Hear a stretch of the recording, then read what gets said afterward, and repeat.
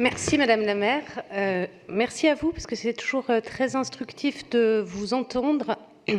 Et je sais à quel point ça vous demande du travail de produire chaque année un rapport, que ça peut être aussi parfois impressionnant d'être face à nous et d'engager le dialogue. Et d'ailleurs, vous engagez le dialogue en nous disant que vous aimeriez aller même au-delà de cette instance de participation. En tout cas, je crois que comme de nombreux de nos concitoyens, vous avez envie d'une démocratie d'implication.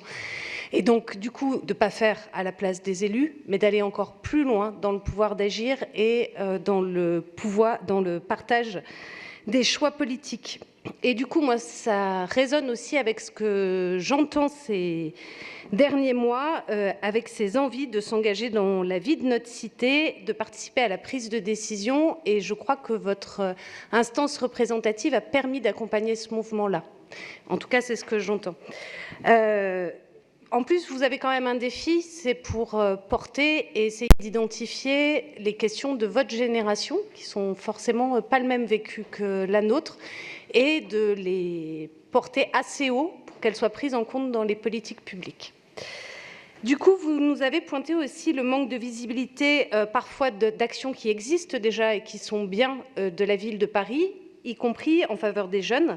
Et effectivement, une des réponses possibles serait de les rendre, en tout cas, plus importantes ou de les expliquer mieux pour qu'elles soient accessibles pas seulement à ceux qui savent chercher l'information, mais aussi à ceux qui peuvent passer à côté. Je pense au dispositif des kiosques jeunes, parce que quand on parle de démocratie culturelle ou en tout cas d'inclusion culturelle, là aussi, c'est un outil qui est essentiel pour ça.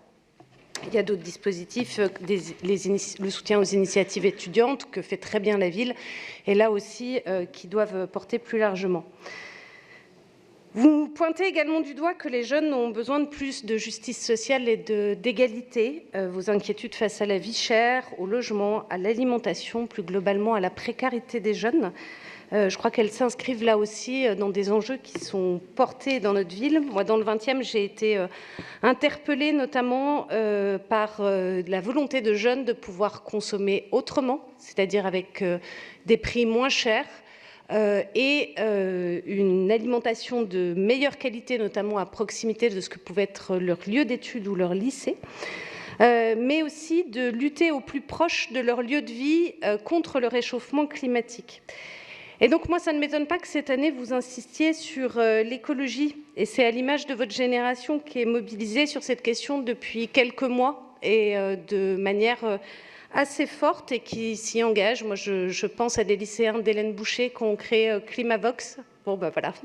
Et du coup, je trouve que là-dessus, c'est un bel exemple, c'est-à-dire pouvoir se dire qu'est-ce qu'on fait dans son quotidien, dans son territoire, comment on s'y reconnecte, comment on s'y réancre, pour là aussi, au quotidien, sans attendre que les autres agissent, nous aussi, on peut faire quelque chose.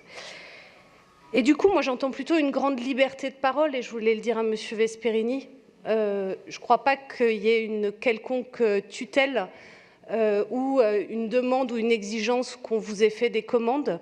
J'entends plutôt quelque chose, en plus vous inscrivez dans un cadre institutionnel, donc vous nous dites les choses très poliment, mais très fortement là-dessus. Et je trouve que c'est une drôle de conception de la démocratie de suggérer des thèmes dans le dialogue entre les élus et des citoyens. Mais bon. Du coup, je vous encourage à aller plus loin encore dans la démocratie d'implication. Merci et merci de nous avoir fait réfléchir aux enjeux que vous avez pointés.